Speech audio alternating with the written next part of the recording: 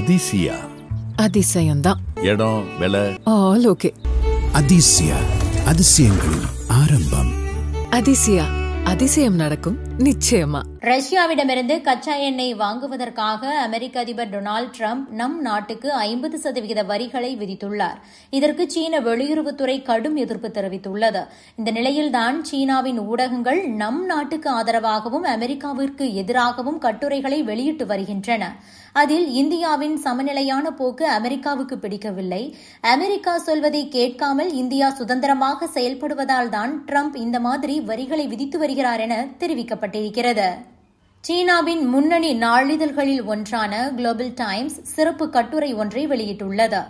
இந்தியாவின் ஸ்ட்ராட்டஜிக் சமநிலை அமெரிக்காவின் ஒருதலைபட்சமான மேலாதிக்கத்தை தாக்குகிறது. இவ்வாறு அந்த கட்டுரைக்கு தலைப்பு வைக்கப்பட்டுள்ளது. அந்த கட்டுரையில் என்ன சொல்லப்பட்டிருக்கிறது என்றால், ரஷ்ய எண்ணெயை வாங்கியதற்காக இந்தியா தண்டிக்கப்படவில்லை, மாறாக அமெரிக்கா விரும்புவதை செய்யாததால் தான் தண்டிக்கப்படுகிறது.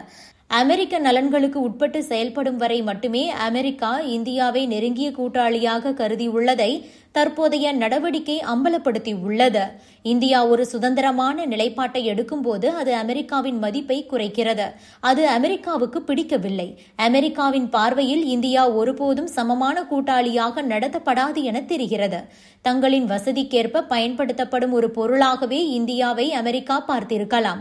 அதேபோல அமெரிக்காவிற்கு இந்தியா ஒருபோதும் சிறப்பு விருந்தினராக இல்லை. மெனுவில் உள்ள வெறும் ஒரு பொருளாக மட்டுமே அமெரிக்கா இந்தியாவை பார்த்திருக்கலாம். இந்தியா புவிசார் அரசியலில் ஒரு சமநிலையை பேண முயற்சி மேற்கொண்டு வருகிறது. பிரிக்ஸ், ஷாங்காய் ஒத்துழைப்பு அமைப்பு போன்ற குழுக்களின் மூலமாக இந்த பணியை முன்னெடுத்திருக்கிறது. இந்த அமைப்புகள் உலகின் பன்முக போக்கை அதிகரித்து வருகின்றன. அதேவேளையில் இந்தியா இந்தோ பசிபிக் பிராந்தியத்தில் அமெரிக்கா, ஜப்பான் மற்றும் ஆஸ்திரேலியாவின் வலுவான பாதுகாப்பு உறவுகளை ஏற்படுத்தியது. இந்த அணுகுமுறை இந்தியாவிற்கு தூதரக ரீதியாகவும் பல்வேறு தரப்பினருடனும் இணைந்து செயல்பட வாய்ப்புகளை வழங்கியுள்ளது. இருப்பினும் உலகின் முன்னணி சக்தியாக நிலைத்திருக்க வேண்டும் என்ற ஒரு உறுதியான நிலைப்பாட்டில் அமெரிக்கா இந்தியாவுக்கு எதிரான ஒரு செயலில் ஈடுபட்டுள்ளது. இந்த வியூகம் தற்போது ஒரு கடினமான யதார்த்தத்தை எதிர்கொள்கிறது. அமெரிக்கா பனிப்போர்க்கால பாணி குழு மோதல்களை மீண்டும் கொண்டு வந்திருக்கிறது. மேலும் இந்தியர்கள் இப்போது அமெரிக்காவுடனான தங்களின் உறவு என்பது ஒருதலைபட்சமாக இருந்துள்ளதே என்று நினைக்கலாம். உலக பொருளாதாரத்தின் மீது அமெரிக்காவின் கட்டுப்பாடு மற்றும் இந்தியாவின் சொந்த முடிவுகளை எடுக்கும் அந்த விருப்பம் ஆகியவற்றிற்கு இடையேயான ஒரு வெளிப்படையான மோதலை கருத்தில் கொண்டு அடுத்து என்ன என்பதை காத்திருந்துதான் பார்க்க வேண்டும். திறந்த பரஸ்பர விவாதத்துக்கு பதிலாக அழுத்தம் மற்றும் அச்சுறுத்தல்கள் மூலமாக சக்தி வாய்ந்த நாட்டின் பாதுகாப்பு வளர்ச்சிக்கு எந்த வழியும் வகுக்காது. இதனை இந்தியா உணரத் தொடங்கிவிட்டது.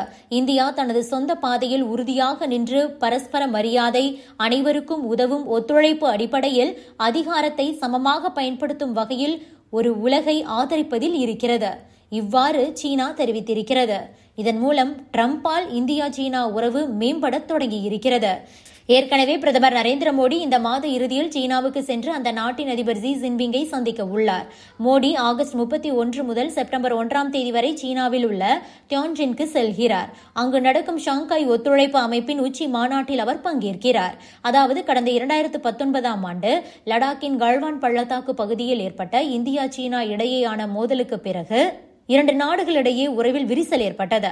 விரிசல் கொஞ்சம் கொஞ்சமாக சரியாகி வரும் நிலையில் பிரதமர் மோடி சீனா செல்வதாக அறிவிப்பு வெளியாகி உள்ளது. இந்தியா சீனா இடையேயான உறவு கடந்த 6 ஆண்டுகளாக மோசமான நிலையில் டிரம்பின் வரி விதிப்பு அச்சுறுத்தல்களுக்கு நடுவே மோடி சீனா செல்கிறார். இப்படியான சூழலில் சீன ஊடகங்கள் நமக்கு ஆதரவாகவும் அமெரிக்காவுக்கு எதிராகவும் கட்டுரைகளை வெளியிடத் தொடங்கியுள்ளன. இது அமெரிக்காவுக்கு ஒரு சிக்கலாகவே பார்க்கப்படுகிறது. ஏனென்றால் சீனா இந்தியா உறவு வலுப்படும் போது அது சர்வதேச அரசியலில் பெரும் மாற்றம் ஏற்படுத்தும். ஏற்கனவே 2 நாடுகளுடன் ரஷ்யா நட்பில் உள்ளது.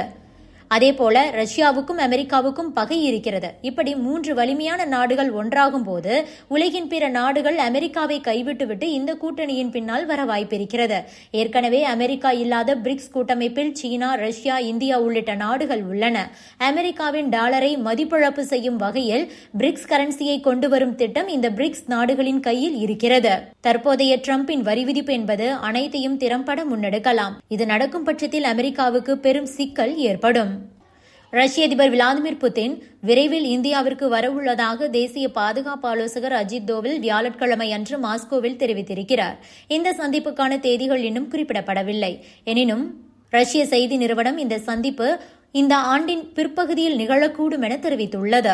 இந்த அறிவிப்பு ரஷ்யாவுடனான இந்தியாவின் வர்த்தக உறவுகள் காரணமாக டெல்லிக்கும் வாஷிங்டனுக்கும் இடையே நிலவக்கூடிய பதற்றமான சூழலுக்கு மத்தியில் வந்திருக்கிறது.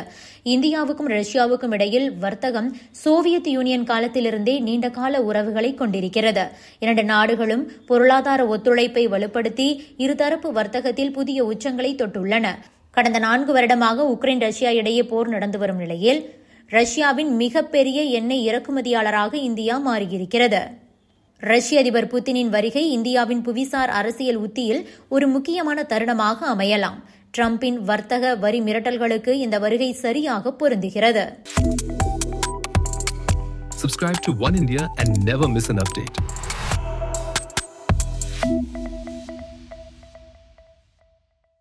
அதிசயா அதிசயம்தான். இடம் விலை ஆல் ஓகே. அதிசயா அதிசயங்களின் ஆரம்பம். அதிசயா அதிசயம் நடக்கும் நிச்சயமா.